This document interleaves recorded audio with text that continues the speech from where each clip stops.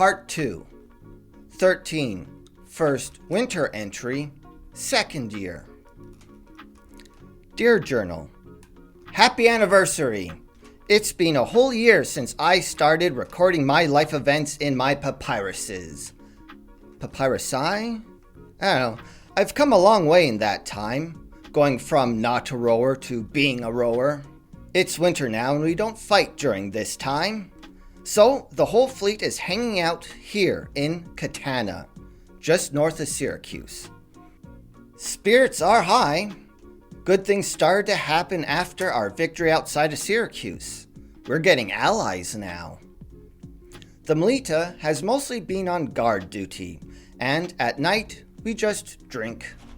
Or gamble. There's really not much else to do. I did get a letter from my foster mom.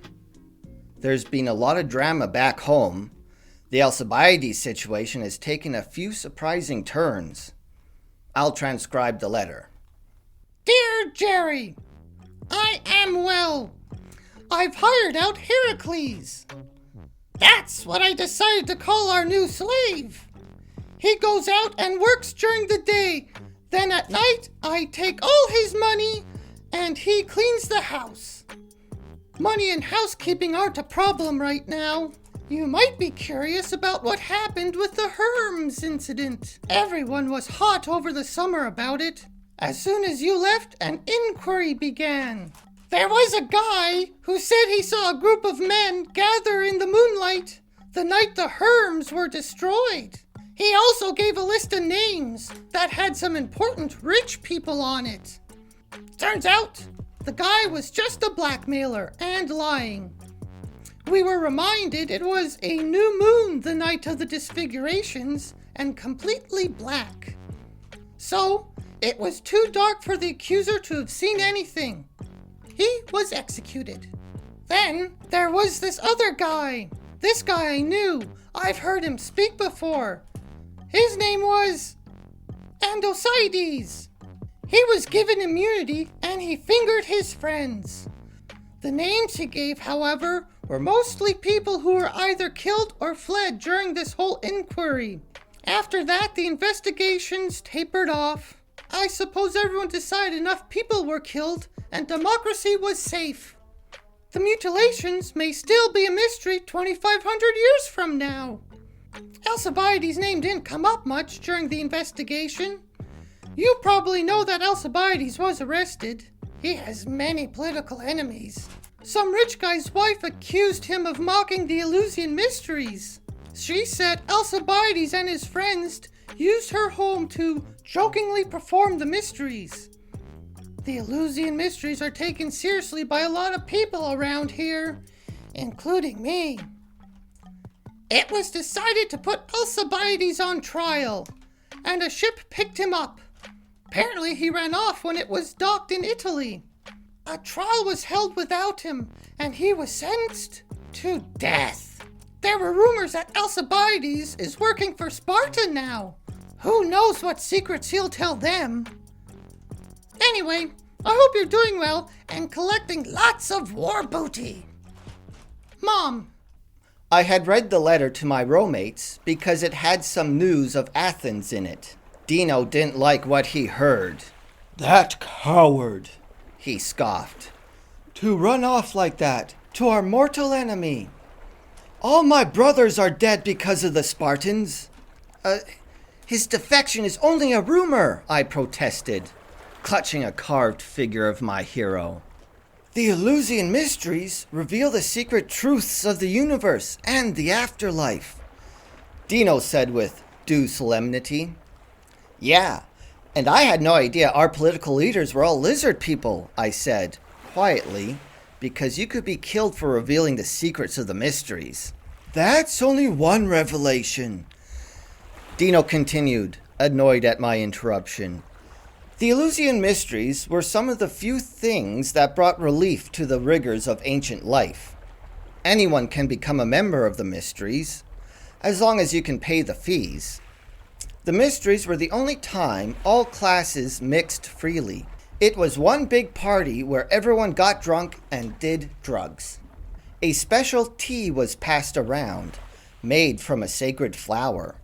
This flower water opens your mind to receive visions from the gods. The ceremony recreated the story of Persephone and her rebirth every spring. I won't go deep into it because, as I said before, I could be killed for revealing secrets. I heard the priests of the mysteries cursed Alcibiades after he was found guilty of mocking them. As you see, we take our religion here seriously. 14. Second winter entry, second year. Dear Journal, the Nike sucks. I was starting to vibe with my roommates and we were finding our stay quite enjoyable. Until the day we saw the Nike float into Catana's harbor. They were part of the escort bringing reinforcements of Athenian cavalry. Look, it's a swarm of little bees, said a Nike rower as he and his friends passed us by. Buzz, buzz, little bees. Then they circled us and made buzzing sounds with their mouths. It was weird and humiliating. Dino picked up some horse crap from the ground. City streets are full of this stuff. And then threw it at the head buzzer. This crap-covered rower calmly spat it out of his mouth and wiped his face. Dirty move by a dirty metic, the crappy guy said with great prejudice. You pretend you're a citizen, but your true nature will always come out. We'll find 2 boats, responded Dino. I think his hair was standing up. And we'll see who's the better rower out of the 2 of us. Come on, right now. I've heard of you, said the guy. You're always challenging people to races, like you have something to prove. Then there was a very gentle earthquake that knocked over some cups. Uh-oh, Typhon is stirring, another Nike rower said. Typhon? Asked Dino, unsure of the context of his mention. Yeah, said the guy with crap on his face. The giant monster Zeus buried in Mount Etna. You know, he has 100 heads and 1,000 snakes growing from his shoulders. That's where the island's earthquakes come from. He pointed to the big mountain that was overlooking Catana. That mountain is a sacred, mystical place, began Crapface with great solemnity. Not only is it the resting place of Typhon, it also holds the forges of Hephaestus, the god of smithing. They say he can create automatons, machines that can move on their own power. Think of a water pump, but it pumps itself, without you having to touch it. Where is this all going? Asked Dino. I saw one. An automaton, I mean, replied Crapface. This is nonsense, scoffed Dino. No, it's true, pleaded Crapface. We were rowing by the mountain when the earth shook, much harder than it did now. The birds from the mountain flew off in fright, and they headed towards us. They made a strange noise as they flew overhead, like 2 swords scraping together. One landed in front of me while I was rowing. It was made of bronze, and it flashed the sun in my eyes as it turned its head. Its chirp sounded like shrieks. Before I could grab the amazing creature, it flew off, back to the mountain. I wanted to get one for my daughter, but no, it's too dangerous. Dangerous? Huh! Dino scoffed again. Are you too afraid to go to the mountain because you think Typhon will eat you up or something? You can't fight a giant monster like that. The Melita will do what the Nike is too cowardly to do, declared Dino. We'll go to that mountain and capture one of those bronze birds. It'll become our mascot and a reminder to the Nike that they suck. Dino did not wait for a reply. He shuttled us off to a new adventure. I think I may have heard some of the Nike crew suppressing laughs as we left. Third winter entry, second year. Dear Journal, Dino was so agitated by the Nike crew that we slipped out of the city that night to look for the bronze bird. It took a little time to make our way down to Mount Etna. When we got there, we saw steam seeping atmospherically from cracks in the ground. "Where do we begin looking?" I asked. "I see some birds on that tree, but they look normal." "I'll ask this man over here. Sir, have you seen any automatons?" "I am not an automaton," said the man, so we continued on. "I don't know," said Archilles, Archie for short. "Maybe those rowers were lying to us." "Maybe," Dino was forced to admit. "But why?" Then we heard galloping in the distance. It could only be Syracusan horsemen. There were several of them, armed with spears and charging for us. "Get back!" ordered Archie. "I'll take care of this." We hid amongst the rocks of the mountain as Archie stood his ground to the oncoming horses. When the horsemen reached him, Archie grabbed one of the guy's spears and tossed him off the horse. Then Humongulus picked up one of the horses and threw it at another. Dino jumped at the last guy and bashed him in the head with a rock. This guy fell off his horse, but he got up again. A little dazed, of course, so I tripped him and he stayed down. This fun little action sequence was a bonding experience for all of us because we accomplished a task by working together. We sealed this new friendship with a blood oath to murder the crew of the Nike, or at least Crapface and his friends. As you saw with the Herms incident, Athenians kill each other on a regular basis, so we aren't doing anything unusual. 16. Fourth winter entry, second year. Dear Journal, there are rumors that Alcibiades has defected to the Spartans, and that he had convinced them and Corinth to send help to Syracuse. One reason they might want to do this is that the Corinthians, Spartans, and Syracusans are all Doric. Dorians are one of the four main tribes that make up Greece. Dorians invaded the Peloponnese many generations ago and subjugated the local Greeks. They became Helots, state-owned slaves of the Spartans. Athenians are part of the Ionian tribe. As I said, Syracuse was founded by Corinthian colonists, which is why they will likely answer Syracuse's call for help. Sparta leads the Peloponnesian League, which is a group of allied city-states, including Corinth. Athens and our allies are at peace with the Peloponnesian League right now, after a very long and bloody war. If the Peloponnesian League sends help to Syracuse, would that break the peace and put us at war again with Sparta? I hope not. The main thing is, we will soon be fighting more than just Syracusans, as the Spartans and Corinthians are likely to send their help.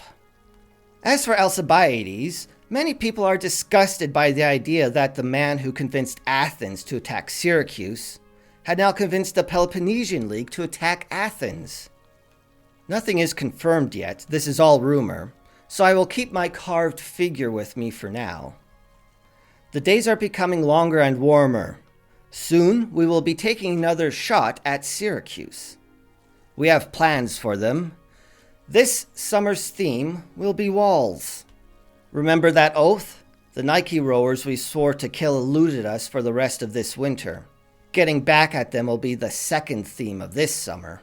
17. First summer entry, second year. Dear Journal, fighting season has begun. We sailed from Catana down to a little town called Leon. After a brief battle, the army took the heights of Epipoli, a plateau that overlooks Syracuse. Then we advanced closer to the city to build a fort we called the Circle. Many rowers were sent to help put it up, fast. I was one of them. The Circle is the focal point of our fortifications. We had a plan to build a wall to block off the city from the rest of the island and prevent anyone from coming in or out. As we were building the Circle, we saw that the enemy soldiers were beginning to form up.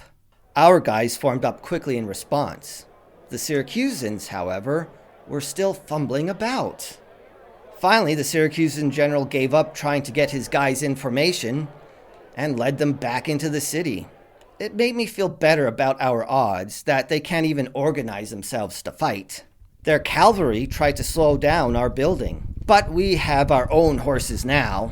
Whenever the enemy rides towards us, we usually hide behind some wooden barriers to protect us from projectiles. Then our own horses would swoop in. After a rather brutal fight, the Athenian cavalry would chase the Syracusans off the field. First, we were going to build a wall from the circle down to the harbor in the south. They were working us in shifts, building day and night. Sometimes we foraged for rocks and timber.